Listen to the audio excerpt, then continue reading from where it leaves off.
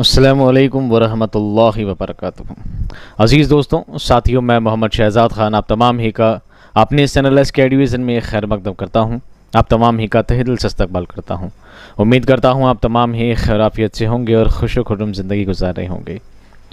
करते हैं आज का टॉपिक तारुफ़ मुसन्निफ़। मुसन्निफ़ कौन है? अब्दुल हक। नाम है मौलवी अब्दुल हक। नाम है अब्दुल हक। मशहूर हुए हैं मौलवी अब्दुल हक के नाम से। नाम तो अब्दुल हक ही है, लेकिन मशहूर किससे हैं? मौलवी अब्दुल हक। जहाँ भी इनका नाम आएगा तो मौलवी अब्दुल हक ही लिखा हुआ आएगा। पैदाइश 20 अप्रैल 1870 को हापुड़, कहाँ पर? हापुड़ एक गाँव है, मेरठ उसका ज़िला है, यूपी में ये जगह है। अब हापुड़ गांव है, तहसील है, ऐसा कुछ है, और सेवारा ऐसा कोई गांव है शायद, मैंने पूरा पढ़ा था उसको, लेकिन इतना आपसे डीपली गांव के बारे में नहीं पूछा जाता। आपसे पूछा जाता कहाँ पैदा हुए, तो आपको सिर्फ मेरठ जवाब देना है, मेरठ। ठीक है। बरतानवी हिंद भी जिसे कहते हैं। अब बरतानवी हिंद क्या होता है? बरतानवी हिंद में पैदा हुए थे। अब हिंद तो हिंदुस्तान तो एक ही है, लेकिन बरतानवी हिंदुस्तान क्या है? यानी जब ब्रिटिश सरकार की हुकूमत जब कायम हो गई थी, उसी को बरतानवी हिंदुस्तान कहा जाता है। बरतानवी हिंदुस्तान में आप पैदा हुए थे। लक़ब है आपका बाबाए उर्दू। यहाँ से आपके सवाल बनना शुरू होते हैं। लक़ब क्या है आपका? बाबाए उर्दू। बात करते हैं दोस्तों तालीम के बारे में। मौलवी अब्दुल हक ने इब्तदाई तालीम घर पर ही हुई, फिर मेरठ में पढ़ते रहे। घर पर ही हुई और मेरठ के ही स्कूल वगैरह में आपने स्टडिंग करते रहे, चलती रही। 1894 में अलीगढ़ कॉलेज से बीए किया। मैंने लिखा है 95 इख्तलाफ, 95 इख्तलाफ। क्यों? 1894 में अलीगढ़ कॉलेज से आपने बीए किया है, यही सही है, लेकिन कहीं कहीं आपको 95 देखने को मिल जाएगा। इस चीज़ में इख्तलाफ है, कहीं कहीं देखने को मिल जाएगा। आपको 1894 ही मानना है, ठीक है। पर आप बार बार मुझसे सवाल करेंगे कि सर क्या है, इसलिए मैंने 95 भी लिख दिया है साथ में। इसमें इख्तलाफ है, लेकिन 1894 सही है। अलीगढ़ में सर सैयद अहमद ख़ान की सोहबत मुयसर रही, जिनकी आज़ाद ख़याली और रोशन दिमाग का मौलवी अब्दुल हक के मिजाज पर गहरा असर पड़ा। ये बात आप भी जानते हैं, इंसान जिसके संपर्क में आता है, जिसके सोहबत में आता है, तो जाहिर सी बात है उसके असरात उसके अंदर नुमायाँ होने लग जाते हैं। तो जब आप अलीगढ़ कॉलेज में आपने बीए किया, तो वहाँ पर सर सैयद अहमद ख़ान की आपको सोहबत मिली और उससे आपको बहुत सारे फ़ायदे हुए और आपकी भी सोच में वुसअत हुई, आपके ख़याल में ताज़गी आई, आपके ख़याल आपकी सोच में एक वुसअत पैदा होने लगी। आप भी थोड़ी क्या है, नैरो माइंडेड सोच से हट कर आपने भी एक अलग सोच बनाने की कोशिश की। तो वो थी इनके पैदाइश के सिलसिले के बारे में। फिर बात है इनके तालीम के बारे में। अब बात करते हैं अदबी तारुफ व ख़िदमत। अदब के मैदान में आपने क्या क्या काम किए हैं? देखिए, 1895 में हैदराबाद में एक स्कूल में मुलाजमत की। उसके बाद सदर मोहतमिम तालीमात होकर औरंगाबाद मुंतकिल हो गए। औरंगाबाद मुंतकिल होना यानी ट्रांसफ़र हो गया। औरंगाबाद में क्या हो गया? आपका ट्रांसफ़र हो गया। मुलाजमत तर्क करके यानी छोड़कर उस्मानिया कॉलेज औरंगाबाद के प्रिंसिपल हो गए और 1930 में उसी ओहदे से सुबकदोश हुए। यहाँ 1930 और 1936 में भी इख्तलाफ है, लेकिन आप कंफ्यूज ना, आप 1930 ही सही मान लीजिए, ठीक है। मुलाजमत छोड़कर 1930 में आपने क्या हुए? सुबकदोश हुए। 1936 इख्तलाफ है, उस चीज़ पर आप गौर ना करें। 1895 में ही रियासत हैदराबाद के नवाब मोहसिनुल मुल्क के प्राइवेट सेक्रेटरी की हैसियत से मुलाजमत की। नवाब कौन थे? मोहसिनुल मुल्क। उनकी आपने क्या की? मुलाजमत की प्राइवेट सेक्रेटरी के रूप में। हैदराबाद के कमांडेंट चीफ नवाब अफसर जंग की पेशकश पर मदरसा आसफिया के सदर मुदर्रिस बने और रिसाला अफसर की इदारत अंजाम दी। आपने कौन से रिसाले की इदारत अंजाम दी? अफसर। क्या नाम था उसका? अफसर। ऐसे छोटे छोटे सवाल कहीं से भी पॉइंट आउट करके आपके बनाए जा सकते हैं। हालांकि जब आपको क्लास ली जाएगी, जब आपको एमसीक्यूज करवाए जाएंगे, तो कोशिश की जाएगी इतने छोटे से छोटे बारीक से बारीक सवाल उसमें उठाकर आपको दिए जाएंगे, ताकि आपके कोई सवाल छूटे नहीं। जनवरी 1902 में all India Mohammedan educational conference Aligarh के तहत एक इल्मी शअबा कायम किया गया, जिसका नाम अंजुमन तरक्की उर्दू था। मौलाना शुबली नौमानी इसके सेक्रेटरी रहे थे। मौलाना शुबली नौमानी क्या थे? इसके सेक्रेटरी थे। और आपको अंजुमन तरक्की एक तंजीम कायम की गई थी। कब? 1902 में। इसका भी पूरा जिक्र है, तज़किरा है, बहुत लंबा छोटा, लेकिन आपसे वो सवाल नहीं पूछे जाएंगे, आपसे सिर्फ मौलवी अब्दुल हक के बारे में ही पूछा जाएगा, तो हम वही चीज़ आपको बताएंगे। 1905 में नवाब हबीबुर रहमान ख़ान शेरवानी और 1909 में अज़ीज़ मिर्ज़ा उस ओहदे पर फाइज हुए। 1905 में नवाब हबीबुर रहमान, 1909 में हबीब खान शेरवानी, 1905 में नवाब हबीबुर रहमान खान शेरवानी, 1909 में अजीज़ मिर्ज़ा इस ओहदे पर पहले रह चुके थे। उसके बाद अजीज़ मिर्ज़ा के बाद 1912 में मौलवी अब्दुल हक सेक्रेटरी मुंतखब हुए, जिन्होंने बहुत जल्द अंजुमन तरक्की को एक फ़आल तरीन इल्मी इदारा बना दिया। फ़आल कहते हैं सक्रिय को, एक्टिव, एक एक्टिव इदारा बना दिया। किसने? मौलवी अब्दुल हक ने, उनके सेक्रेटरी बनने के बाद। अंजुमन तरक्की की उन्होंने एक तंजीम बनाई। अल्लामा शुबली नोमानी भी रह चुके हैं सेक्रेटरी, नवाब हबीबुर रहमान भी रह चुके हैं, शेरवानी रह चुके हैं, अजीज़ मिर्ज़ा भी रह चुके हैं, और उसके बाद आप 1912 में अब्दुल हक भी उसके सेक्रेटरी मुंतखब हुए। आपको चारों ही नाम याद रखने हैं। हालांकि किताबों वगैरह में आपको ना तो चारों नाम मिलेंगे, और बाई चांस कई चारों नाम मिल भी जाएंगे तो आपको उनकी डेट नहीं मिलेगी कि कौन कब कब कितना कितना रहा था। 1905 में कौन था, 1909 में कौन था, 1912 में कौन था, ये चीज़ शायद ही आपको कहीं मिल पाएगी। मौलवी अब्दुल हक औरंगाबाद में मुलाजिम थे। वह अंजुमन को अपने साथ ले गए और इस तरह हैदराबाद उसका मरकज़ बन गया। अंजुमन ने ज़ेर एहतमाम लाख से ज़ायद जदीद इल्मी, फ़नी और साइंसी इस्तिलाहात का उर्दू में तर्जुमा किया। नीज़ उर्दू के नादिर नुस्खे तलाश करके छापे गए। 2 माही रसाइल, रसाइल जमा है दोस्तों रिसाले की, आप वाहिद जमा भी यहाँ पे कंटिन्यू करते जाएं। रसाइल जमा है रिसाले की, रिसाला कहते हैं पत्रिका को, इंग्लिश में कहते हैं मैगज़ीन। क्या कहते हैं? मैगज़ीन। तो 2 सहमाही रिसाइल, सहमाही कहते हैं रिसाइल पत्रिका, और उर्दू और साइंस जारी किए गए। एक अजीम उशान कुतुब खाना कायम किया गया। कुतुब खाना कहते हैं लाइब्रेरी को, कायम की गई। 1917 में दारुल तर्जुमा के पहले नाजिम मुकर्रर हुए। दारुल तर्जुमा का पहले नाजिम, नाजिम कहते हैं व्यवस्थापक, नाजिम कहते हैं व्यवस्थापक, निज़ाम जिसका काम दिया जाता है, आप पहले नाजिम वहाँ पर बनाए गए 1917 में। हैदराबाद की उस्मानिया यूनिवर्सिटी अंजुमन ही की कोशिशों की मरहून मिन्नत है, उनकी कोशिशों का नतीजा है। इस यूनिवर्सिटी में ज़रिया तालीम उर्दू था, उर्दू बेस पर ही चला करती थी, सारी किताब उर्दू में आती थी। अंजुमन ने एक दारुल तर्जुमा भी कायम किया, जहाँ सैकड़ों इल्मी किताबें तसनीफ़ और तर्जुमा हुई। इस अंजुमन के तहत लिसानियात, लुग़त और जदीद उलूम पर 200 से ज़्यादा किताबें शाये हुई, यानी प्रकाशित हुई। लिसानियात कहते हैं ज़बान को, भाषा को, लुग़त कहते हैं डिक्शनरी को, जदीद उलूम नवीन शिक्षा, जदीद उलूम मॉडर्नाइजेशन, मॉडर्न एजुकेशन के बारे में किताबें वहाँ पर शाये हुई, प्रकाशित हुई। मौलवी अब्दुल हक अंजुमन तरक्की उर्दू के सेक्रेटरी ही नहीं, सिर्फ सेक्रेटरी ही नहीं, मुजस्सिमा तरक्की उर्दू थे। यानी आपको सेक्रेटरी बनाया गया था एक निज़ाम के लिए, एक व्यवस्था के लिए, एक मैनेजमेंट के लिए। आप सिर्फ सेक्रेटरी नहीं रहे, बल्कि आपने उर्दू ज़बान को मुजस्सिमा तरक्की यानी बहुत ही ज़्यादा परवान चढ़ाना, बहुत ही ज़्यादा उसको आगे ले जाने का आपने काम किया है। मौलवी अब्दुल हक को यूं ही बाबाए उर्दू नहीं कहा जाता। किसी चीज़ का एक लक़ब दिया जाना, किसी चीज़ के नाम से मंसूब करना, किसी नाम के साथ नाम को जोड़ना इतना ही आसान नहीं होता। उनको बाबाए उर्दू कहा जाता है। इसका मतलब उन्होंने उर्दू में वो कमाल हासिल किया है जो हर किसी ने नहीं किया है। हालांकि आपने ज़्यादा लिखा करने वाली बात आप में नहीं है, लेकिन आपने क्या किया, उर्दू में हर चीज़ को तरतीब व तालीफ़ का काम आपने ज़्यादा किया है। आपने जगह जगह से चीज़ों को इकट्ठा करके उसको प्रकाशित करना, लोगों तक पहुँचाना, ये बहुत बड़ा कमाल का काम होता है। मान लीजिए एक बहुत बड़ा शायर है, बहुत अच्छी शायरी करते हैं, बहुत अच्छी चीज़ लिखते हैं, और लिख लिख कर अपने डायरी में ही संजो कर रख लेते हैं, तो बताओ किसको पता लगेगा, ये बात कैसे पता चलेगी कि वो शायर बहुत अजीम शख्सियत है? जब तक वो चीज़ लोगों में नहीं पहुंचेगी, जब तक वो चीज़ लोगों में नहीं पहुंचेगी, तो लोगों में पहुंचाने का काम किसने किया है? मौलवी अब्दुल हक ने किया है, अंजुमन तरक्की उर्दू के तहत।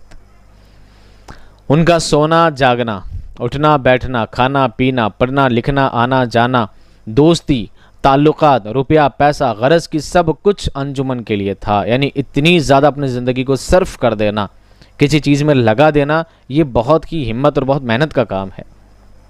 आज मैं सिर्फ एक छोटा सा आपके लिए वीडियो बनाता हूँ 1 घंटे का, तो मुझे इसमें मेहनत कितनी लगती है सिर्फ मैं ही जानता हूँ। आप सिर्फ देख लेते 1 घंटे का, बस बात करता हूँ, लेकिन मैं जानता हूँ कि 1 घंटे का वीडियो बनाने के लिए मुझे कितने कितने दिन रिसर्च करना होता है, कितनी किताबों से मुताला करना होता है, कहाँ पर आपके कंटेंट आपका बेहतर मिल सकता है, कहाँ पर आपको कोई प्रॉब्लम ना हो, कहाँ पर आपके इख्तलाफात आते हैं, कैसे आपके सवाल बनने चाहिए, कहाँ से आपके सवाल पूछे जाने का इम्कान होता है, कितना मुश्किल होता है सब चीज़ें अरेंज करना। तो लेकिन उन्होंने तो अपनी पूरी ज़िंदगी उसमें खपा दी, ये बहुत बड़ी बात है। 1930 में मौलवी को जामिया उस्मानिया की प्रोफेसरशिप, क्या है प्रोफेसरशिप, एक किताब मैंने दिखा था प्रोफेसर शब, यानी रात को प्रोफेसर थे, दिन को क्या थे, चपड़ासी थे वहाँ पे, नहीं, प्रोफेसरशिप, क्या लफ्ज़ है प्रोफेसरशिप, किताब से मुताला कीजिएगा इनका। 1930 में मौलवी को जामिया उस्मानिया की प्रोफेसरशिप और शोबा उर्दू की सदारत भी तफवीज़ की गई। अब आप ये कहेंगे सर 1930 में तो वो रिटायर हो चुके थे, है ना, 1930 में तो रिटायर हो चुके थे। तो दोस्तों आपको पता है रिटायर होने के बाद भी इंसान बहुत सारे काम किया करता है। ज़्यादातर बड़े जो काम होते हैं, आपने ज़्यादा प्राइवेट स्कूलों में देखे होंगे, प्राइवेट स्कूल में जो प्रिंसिपल्स या हेडमास्टर वगैरह हुआ करते हैं वो ज़्यादातर रिटायर्ड ही हुआ करते हैं, ज़्यादातर रिटायर्ड ही हुआ करते हैं। तक़सीम हिंद के बाद उन्होंने, तक़सीम हिंद हिंदुस्तान का विभाजन, भारत का विभाजन, बंटवारा, तक़सीम हिंद के बाद उन्होंने इस अंजुमन के अहतमाम में Karachi, Pakistan Urdu arts college, Urdu science college और उर्दू कॉमर्स कॉलेज और उर्दू लॉ कॉलेज जैसे इदारे कायम किए। कहाँ पर? कराची में। 1935 में जामिया उस्मानिया के एक तालिब इल्म मोहम्मद यूसुफ ने उन्हें बाबाए उर्दू का खिताब दिया, जिसके बाद यह खिताब इतना मकबूल हुआ कि उनके नाम का जुज़्व बन गया। अब आपसे ये सवाल बनता है मोस्ट इम्पॉर्टेंट, क्या बनता है? Most important. ये सवाल क्लासों में, कक्षाओं में बहुत ज़्यादा पूछा जाता है, बाबाए उर्दू किसे कहा जाता है? तो ये बात तो आप इजीली याद कर लेंगे कि मौलवी अब्दुल हक को बाबाए उर्दू कहा जाता है। आपके लिए दो सवाल इंपॉर्टेंट क्या है कि बाबाए उर्दू का खिताब उनको कब दिया गया? तो ये आपको याद रखना 1935 में। फिर किसने दिया? उनके ही एक स्टूडेंट ने, उनके ही एक तालिब इल्म ने, मोहम्मद यूसुफ जिनका नाम था, उन्होंने उनको बाबाए उर्दू का खिताब दिया है। आपको नाम भी याद रखना है, मोहम्मद यूसुफ। कब दिया है? 1935 में। किसको दिया है? मौलवी अब्दुल हक को दिया है। क्या दिया है? बाबाए उर्दू का खिताब दिया है, जो बाद में उनके नाम के साथ जुड़ गया। याद रख लेंगे। चलिए, अब्दुल हक के सेक्रेटरी बनने के बाद अक्टूबर 1936 में अंजुमन का दफ्तर अलीगढ़ से औरंगाबाद मुंतकिल हो गया। अलीगढ़ कहाँ है? यूपी में। औरंगाबाद कहाँ है दोस्तों? महाराष्ट्र में। कहाँ है? महाराष्ट्र में, यानी मुंबई जहाँ पर है महाराष्ट्र में, वहीं पर औरंगाबाद है। ठीक है, तो औरंगाबाद मुंबई में है शायद, अब जिसकी डिटेल पर ज़्यादा नहीं है, मैं ज्योग्राफी का टीचर नहीं हूँ। तो औरंगाबाद महाराष्ट्र में है, वहाँ पर इसका दफ्तर क्या हुआ? ट्रांसफ़र हो गया। 23 मार्च 1959 को हुकूमत पाकिस्तान ने सदारती एजाज़ बराए हुस्न कारकर्दगी अता किया। हुस्न कारकर्दगी कहते हैं, समाज सेवा कह सकते हैं, या अच्छे अखलाक कह सकते हैं। अच्छे अखलाक तो नहीं कहेंगे, यूँ समझ लीजिए समाज के लिए कोई बेहतर काम करने वाला, कौम के लिए आला दर्जे का काम करने वाला, उसको ये एजाज़ दिया जाता है, ये सम्मानों से दिया जाता है। हुकूमत पाकिस्तान ने 23 मार्च 1959 को उनको ये सदारत का एजाज़ दिया। ठीक है, अब बात करते हैं दोस्तों मौलवी अब्दुल हक की तसानीफ़ के बारे में। तसानीफ़ जमा है तसनीफ़ की। तसनीफ़ मतलब होता है लेख, आपने क्या क्या चीज़ लिखी हैं। कुछ के नाम यहाँ पर लिखे हैं, बहुत सारे तो नहीं है, लेकिन जो इंपॉर्टेंट है, जो ख़ास है, उनके नाम यहाँ पे शामिल किए हैं। अफ़कार हाली, अफ़कार हाली, अफ़कार जमा है फ़िक्र की। फ़िक्र मतलब सोच करना।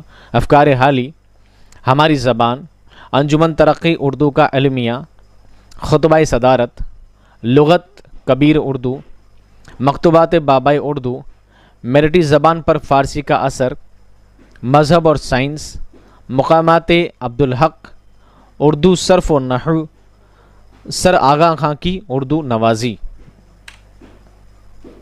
मरहूम दहली कॉलेज, मखज़न निकात, अक़द सुरैया, क़वाइद उर्दू, महराजुल आशिकीन, चंद हम असर, तनक़ीद अब्दुल हक, पाकिस्तान की कौमी और सरकारी ज़बान का मसला, नुसरती मलिकुश्शौरा बीजापुर, मुबादा उर्दू, मुबादी नहीं क्या है, मुबादा उर्दू, उर्दू की इब्तदाई नशोनुमा में सूफिया किराम का हिस्सा। ये सारी क्या है दोस्तों? तसनीफ़ और तालीफ़ है जो आपने लिखी हैं। ठीक है, अब बात करते हैं खाका निगारी। हम खाका निगारी क्यों पढ़ रहे हैं इसके बारे में बता देता हूँ। आज जो हम चैप्टर पढ़ने वाले हैं वो भी एक खाका है। वो क्या है? हाली का खाका है। तो खाका हमें जानना ज़रूरी है कि खाका निगारी में आपका फ़न कैसा था, आपका फ़न उसमें कैसा था, आप उसमें क्या सोच रखते थे, आपका खाका लिखने का तरीका लोगों से अलग कैसा था, दूसरे मुसन्निफ़ों से आप किस तरह अलग थे, वो बात हम इसमें आपको कुछ लाइनों में बताने की कोशिश करेंगे। मौलवी साहब का उसलूब बयान खाका निगारी के मैदान में खुलता है। आपने हर चीज़ लिखी है, लेकिन असल में जो खाका निगारी में आपका उसलूब निकलता है कि आप किस तरह लोगों की बातों को ऑब्ज़र्व करते हैं, किस तरह आप दुनिया को ऑब्ज़र्व करते हैं, किस तरह आप एक्सप्रेस करते हैं। ये चीज़ कहाँ नज़र आती है? खाका निगारी में नज़र आती है। शगुफ्ता बयानी, इजहार बयान में मयान रवि, ख़याल मतानत कहते हैं संजीदगी को, गंभीरता को, ज़बान की शीरीनी यानी भाषा की मिठास ने उनके खाकों को जिला बख्शी मतलब होता है जान बख्श देना। आप में जो लिखने का तरीका था शगुफ्ता बयानी, बहुत हल्के फुल्के अंदाज, नरम लहजे में, बयान में मयाना रवि, एक दरमियाना लहजा, ना बहुत ज़्यादा अग्रेसिवनेस ना बहुत ज़्यादा पोलाइटनेस, एक मयाना रवि अख्तियार करना, ख्याल की मतानत, गंभीर सोच के साथ, ज़बान की शीरीनी, भाषा की मिठास के साथ आपने जो चीज़ें लिखी हैं वो ऐसे लिखी हैं मान लीजिए उन खाकों में जिला बख्श दी गई हो, एक जान डाल दी गई हो। वो अपने खाके के बाज़ उन्नाद महर मोहब्बत के जज्बात से बालातर होकर लिखते हैं। खाका लिखने का क्या तरीका होता है दोस्तों, मैं बताऊंगा टॉपिक खाका और सवाने में जो बड़ा फ़र्क है ना क्या है मैं आपको समझाता हूँ। यहीं पर इसको स्टॉप करते हैं। खाका और सवाने में फ़र्क क्या है? खाका निगारी भी किसी इंसान की जीवनी होती है और सवाने निगारी भी जीवनी होती है। फ़र्क क्या होता है मैं दो चीज़ों आपको एक मिसाल देकर समझा देता हूँ। पहले सवाने निगारी में क्या होता है, किसी इंसान की सवान ऐसे लिखी जाती है कि आप उसके इंसान की ज़िंदगी के बारे में जानते हैं और आप उसकी ज़िंदगी के बारे में, उसकी पैदाइश, कहाँ पैदा हुआ, कब पैदा हुआ, किस जगह पैदा हुआ, कैसा उसका बचपन गुजरा, कैसी पढ़ाई हुई, क्या तालीम हुई, कहाँ पर फिर बड़ा कब हुआ, फिर शादी कब हुई, ठीक है, कितने बच्चे हुए, कितना परिवार था, क्या क्या उन्होंने तसनीफ़ की, क्या कौम के लिए काम किए, समाज के लिए क्या हित के काम किए, फिर कब उनकी वफ़ात हुई, ये सब बातें डिटेल के साथ पैदाइश से इंतकाल तक की जो चीज़ें होती है वो होती है सवाने निगारी, वो होती है सवाने निगारी। खाका निगारी में ऐसा नहीं होता। खाका निगारी में होता है कि आप किसी इंसान से कांटेक्ट में होते हैं, आप किसी इंसान से कांटेक्ट में होते हैं और आप उसके साथ गुजारे हुए पल या उसके बारे में जो भी आप जानकारी रखते हैं उन चीज़ों का आप अपने ही अंदाज में बयान करते हैं, वो चीज़ कहलाती है खाका निगारी। फ़र्क क्या है, खाका निगारी में इंसिडेंट चीज़ें होती है, यानी जो बात आपको खास खास उनमें नज़र आती है आप उन बातों को वैसे ही पेश कर देते हैं। आप उसमें ना कोई बात बड़ा चढ़ा कर लिखते हैं ना उसकी जा बजा झूठी तारीफ़ लिखते हैं, क्योंकि सवाने निगारी में होता है कि आप किसी इंसान को बहुत ज़्यादा बड़ा चढ़ा कर बता सकते हैं कि वो इंसान बहुत महान था, बहुत अजीम शख्सियत था, लेकिन खाका निगारी में ऐसा नहीं होता। अगर उसमें कोई कमी भी है तो कमी भी जाहिर कर दी जाती है, अच्छी बात अच्छी बता दी जाती है, बुरी चीज़ को बुरा कह दिया जाता है। खाका निगारी में ये चीज़ सबसे अहम हुआ करती है। उम्मीद आप समझ गए होंगे। मैं आपको खाका निगारी की एक छोटी सी मिसाल देता हूँ।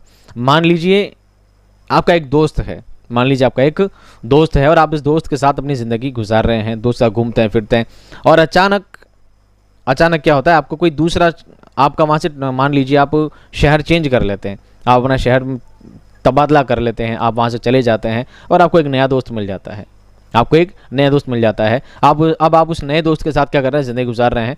अब अचानक से क्या होता है, जो पुराना दोस्त कभी उस शहर में आता है तो आप नए दोस्त से मिलवाते हैं, देखिए मेरा दोस्त है, पहले मेरा बहुत अच्छा दोस्त हुआ करता था, दोनों की मुलाकात करा कर आप उसको कहते अब तू जा। अब जब नए वाले दोस्त को पुराने दोस्त के बारे में बताते हैं, जब भी कोई इंसिडेंट होता है, मान लीजिए आपके साथ चाय पीने गए तो आप उसके बताएंगे यार एक बार ऐसा हुआ था, हम दोनों चाय पीने गए थे, वहाँ पर एक भिखारी आया था, उसने उसको पैसे दिए थे तो मुझे उसका ये तरीका बहुत अच्छा लगा था। आपने उस छोटी सी घटना को बिना किसी तारीफ़ के, बिना किसी बुराई के, जैसी बात थी हूबहू वैसे उसको बता दी। ये हो गया खाका निगारी।